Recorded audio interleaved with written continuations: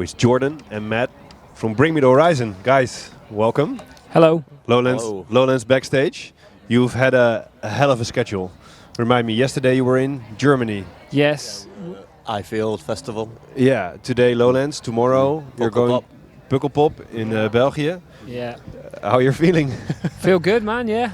Yeah, we're kind of used to it now. We've been doing festivals all summer, so yeah, it's fine. What's the trick?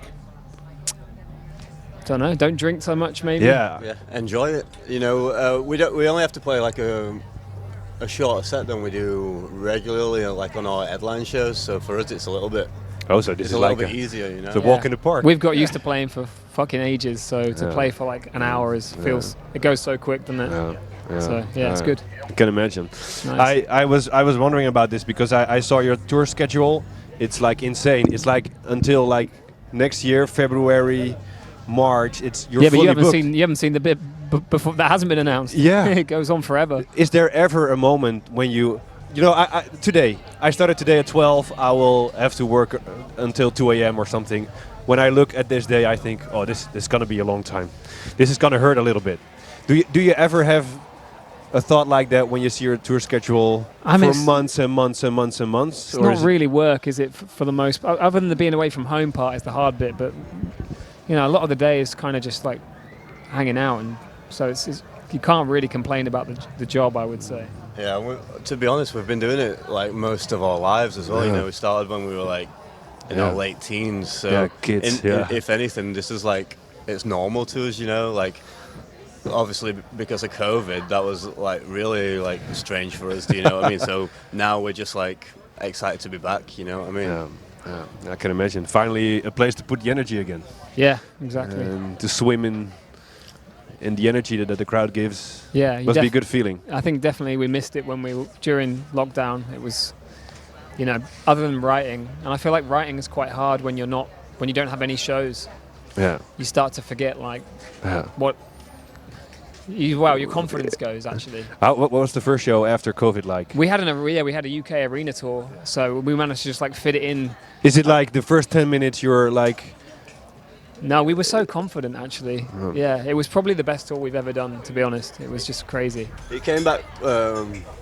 It came around fairly quickly, and you know, we'd released stuff during COVID that we were like super excited to go and play. You know, it seemed like a lot of people like really like buzzed off it. You know, so when you have that kind of response to new stuff, you were super excited to go and play it anyway. You know, so like a cork of a bottle. Yeah, that and shoots off. The weirdest thing was because we released the album and didn't tour it for like a year.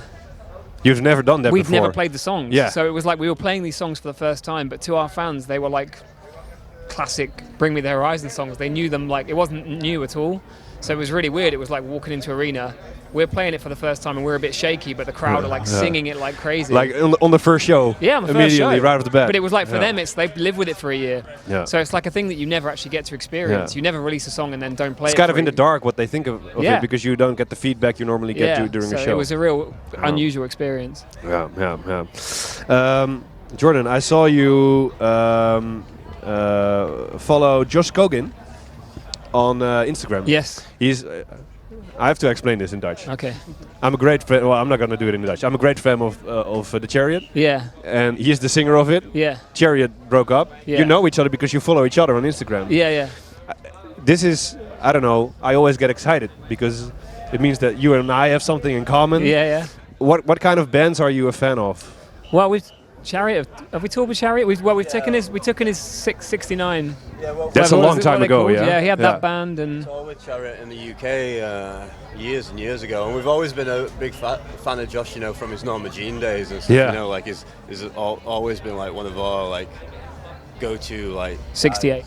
Yeah, 68. Yeah, 68 now. Yeah. 69 something else. Yeah. So we've always been like. I think we kept in touch with him, and he obviously did the guest vocals on one of our earlier songs, you know. So we've always been like friends with him. And stuff So any other bands that you follow around now? Because people haven't been able to see you during COVID, but I can imagine that you also had like a craving for live music that wasn't there. Yeah, I guess for us, obviously, like working with people like Nova Twins and stuff like that, you know, on the last record and stuff like that, and Youngblood, You know, all these people, it's exciting to us, you know. You've done a hell of a lot of collaborations. Yeah, too many. Too many? Yeah? Probably. Why too many? We're just not very good at saying no. So. Is it always them asking you? No, actually, sometimes it's us asking them. It's a mix, really. It's even Ed Sheeran. I don't know. I don't know if somebody told you on a tour in '69 with the Chariot that you were once collaborate with the biggest pop star the UK has, maybe even the world has, you probably wouldn't have believed that. No. I don't think we believed it at the time, to be honest. We still probably don't now, do we really? It is surreal, but... It was super cool, and it came from him, you know, so that was like super, like, he's such insane. a cool guy, right? Yeah, like he reached out to us, and it was his idea, so we were just like, obviously we were like on board for it, because it's huge, you know, I mean. So are there any other people on the list that you want to, maybe other genres maybe even, or? Yeah, there's a bunch. I mean, it kind of depends on what record we're making. So the record at the moment, there's a few people we have in mind that we would like to work with, but... You're not going to name any? Well, I just don't think any of them are going to happen. We tried and we've been knocked back. Name one. I'd like to do a track with Hayley Williams for Paramore. Oh, wow. Why wouldn't... That's possible, right? I mean, I think maybe she wouldn't do it. I don't know. You think? I don't know. My man. gut feeling is no. But I'm so in love with her. If it ever happens, can you give her my number maybe? If I ever meet her, I can pass it on for sure. I can always try. Oh yeah. So Hayley Williams. Yeah. Any other? I mean, we're kind of on a bit of an emo kick at the moment, so... She's on an emo kick. Yeah. She has a podcast now, you know? Yeah, exactly. Gerard It's Way, coming back, man. It's the whole thing. There's a load of people we'd like to work with, kind of like elder emos. I'd love to do a track with Daryl Palumbo from Glassjaw. With who? Daryl Palumbo from Glassjaw. We're all big Glassjaw fans. Yeah. There's a bunch, really. Yeah. But, yeah. And then I guess on the next record, we'll be getting into more electronic territory, and then that's a whole other world of people that we could try and work with, I would say. Fucking, I don't know, Kraftwerk or something?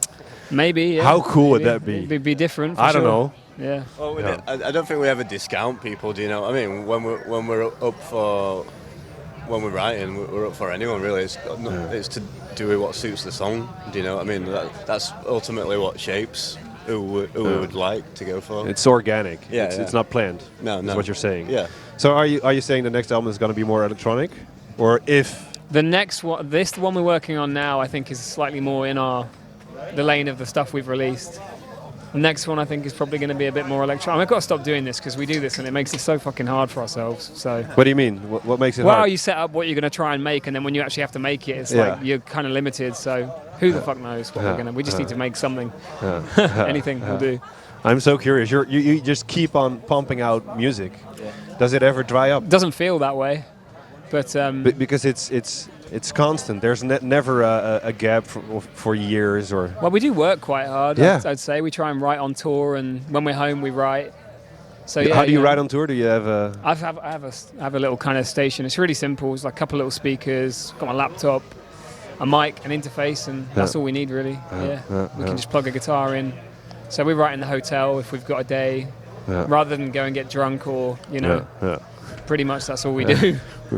We're getting old. Quite motivated. We're getting old. Yeah. Okay, guys. Matt, I saw on your Instagram that you posted some pics, and the caption said, "Hiding. Do I need a quick piss panic?" Yeah. Yeah, it always happens. Before the show? Yeah, before the show. I need maybe like 3 or 4. You know. Yeah. And you never know when the last one's going to approach. I get that. Are you the only one in the band, or is there? No, I think it's a symptom. It's a fear. Yeah. It's a nerves thing.